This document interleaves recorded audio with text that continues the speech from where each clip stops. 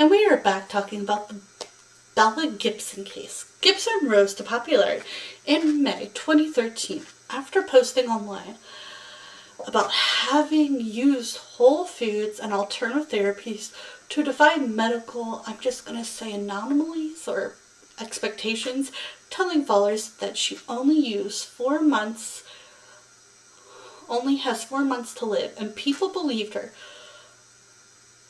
Here she was, it seemed, still alive and apparently healthy for 4 years after her supposed diagnosis. The influencer went on to attract millions of followers across social media platforms and developed the whole pantry app where people could pay to access recipes and guidance from the so-called health guru, along with a book for the same name. She earned a fortune and promised donations to various charities from the money she had. But in March 2015, the whole thing fell apart after questions were raised about the authenticity of her story by the media and by people who knew her. Police began to investigate the situation, and she eventually confessed, speaking to Australian Woman Weekly. When asked if her cancer story was true, she admitted no, none of it is true. The whole thing had been a lie. Belle Gibson had never been diagnosed with cancer in the first place. Her lifestyle and diet choice haven't saved her. She had never donated money to charity. The fictional brain cancer hadn't spread to her blood, liver, spleen, uterus, as she told her followers, and her young son was not going to be left without a mother. She had lied, and in doing so, she had given thousands of desperate families a lot of false hope. Where is Belle Gibson now? 2.5 years after her confession in 2015, the former blogger was ordered to pay her penance. Literally, in 2017, a judge ruled the young woman, whose age was thought to be 25, after some speculation she had previously lied about this too. She had committed unconscionable conduct under Australian consumer law by lying about the process of the whole food pantry being donated to charity. Gibson could have been liable to pay back up to 1.1 million in Australian dollars for her wrongdoings, just less than 650,000, but the Australian Federal Court later announced that exact figure she would be fined is 410,000 Australian dollars. Justice Debbie Moretime, the judge in the case, ordered the money should be given to some or all of the charity groups and individuals Gibson has previously promised she would donate to. The former blogger did, however, avoid having to place an A4 size apology advert in one of the Australian main national papers, either the Harlan Sun or the Australian, which had been called for as one of form of punishment by Consumer Affairs Victoria, who took legal action against her. During the ruling, Judge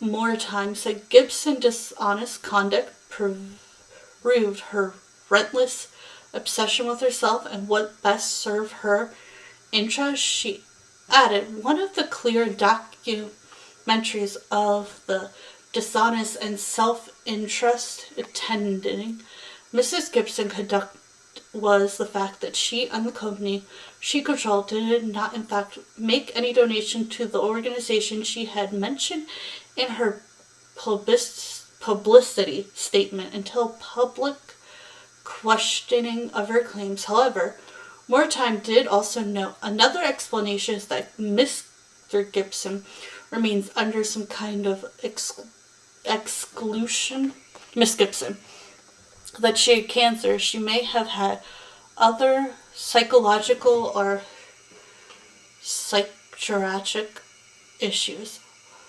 I don't want forgiveness. Gibson failed to attend any of the civil court hearings regarding the case and reportedly emailing saying thank you for the update. Much appreciate. When the figure of the fine was released, something the judge said indicates she had not taken any responsibility for her actions.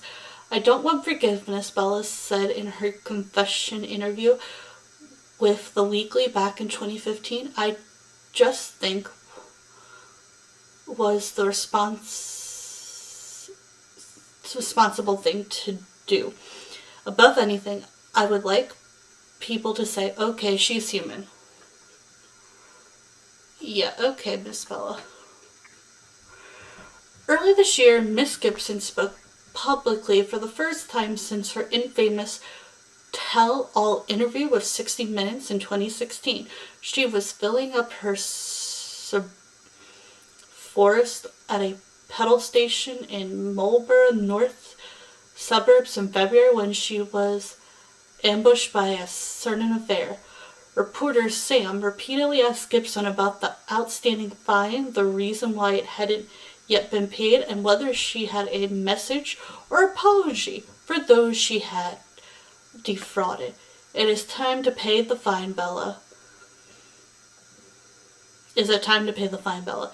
Gibson, who was wearing a Nike sweatshirt, a long back shirt, and a large sunglasses, claimed they knew she couldn't afford to pay her debt. She pleaded for humanity. I haven't paid things because I can't afford to. The former wellness warrior hit back. I can't get into the workplace. She attempted to walk away from the reporter before announcing, that's it. I'm just here to get parole, Gibson regarded. I don't appreciate you following me with my son. If you want to ask questions, you've got my phone number. You've got my email. That's it. She also pleaded for Sam to meet her with privately.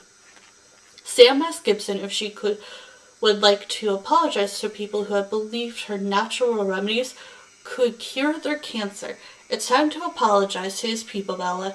It's a long time. Surely they deserve some sort of apology from you, he asked. Gibson chose to remain silent as she continued to pedal into her car before walking inside. Bella Johnson reached out to Gibson in desperation after she was diagnosed with a rare form of cancer, about the same age as the fraudster. Despite being broke at the time, she purchased Gibson's book in hopes. This was starting to hurt.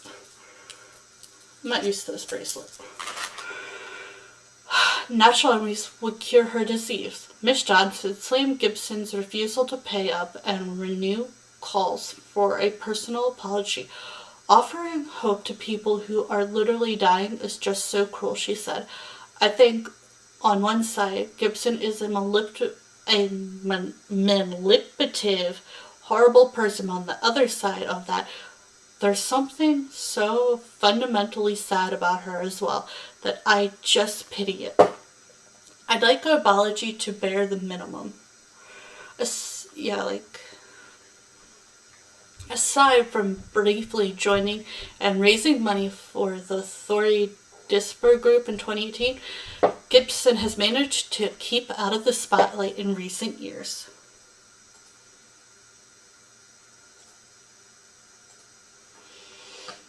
Okay, now let's talk about this one. 7 people who allegedly fake cancer for personal gain. Okay. Women who allegedly fake cancer to fund her heroin habit. No one wants cancer. In fact, there are many, many people who dedicate their lives to figuring out how to erect it from this world, which is why perhaps we believe and do anything for those who are affected by the deadly disease. Brittany O.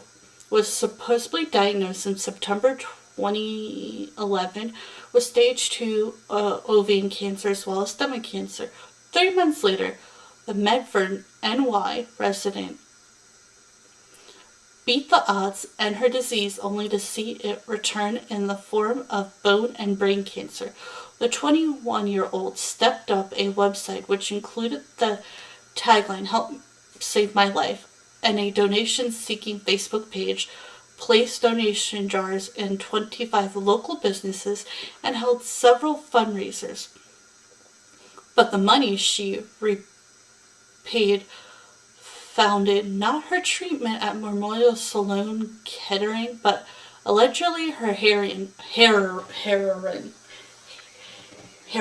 habit. Brittany's grandmother sold her home and gave her granddaughter $1,000. Her father reportedly depleted his retirement account, but one time, wishes grew suspicious of the suspect con artist when she kept refusing assistance to get her to her doctor's appointment. Brittany was arrested on April 1st and is in jail, pending bond. She is charged with grand larceny and predetermining a scheme to defraud. We'll get more into details with these later. The woman who faked cancer to raise money for breast implants. Really, people?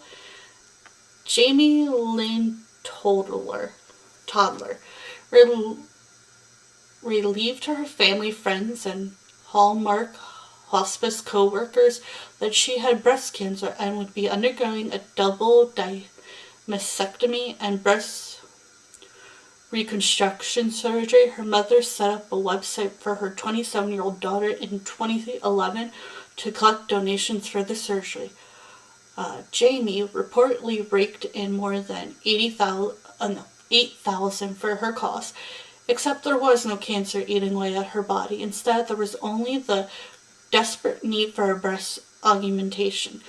The Phoenix woman was arrested and pleaded guilty to the charge. As part of a plea arrangement, Brittany was sentenced in September 2012 to 1 year in jail, and she will also get 3 years probation to have paid restitution.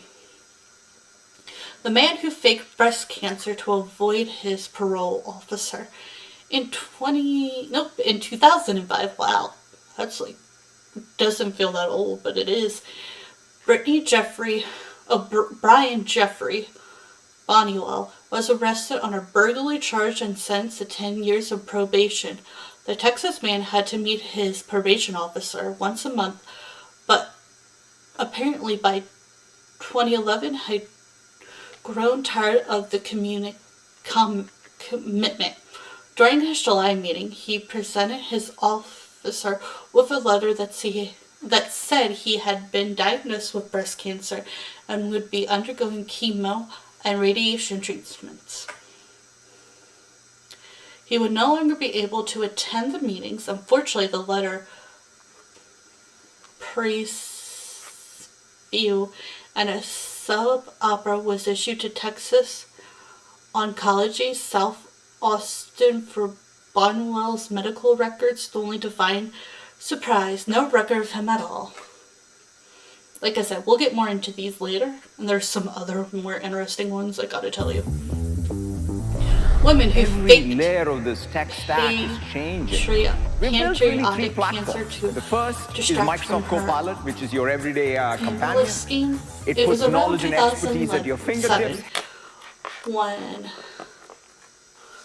It was around 2007 that the management of the Imperial Point Animal Hospital in South Florida began to worry about the company's financial state. The numbers were adding up, but when the boss went to Kelly Duncan for answers, they were distracted by a new horror. Duncan had pancreatic cancer. For 3 years, veterinarian Robert and his wife Gianna stood by their colleague's side as she went through her ordeal. It was odd, though. Her worst medical issues seemed to flare up whenever Robert asked to review payroll. Finally, her act unraveled in 2010 when she was caught doctoring the payroll records. The cancer Robert claimed to have, oh no, not Robert, Kelly Duncan had claimed to have was indeed just a distraction from the embezzlement scheme. She had been hard at work since 2004. Over 6 years, she had sniped off at least 6,470, nope, 647, 8,000, I'm not sure how to say this number, from her employer. In 2011, this 46-year-old was arrested and pleaded guilty to mail fraud. At the time, she faced a maximum of 41 months in jail.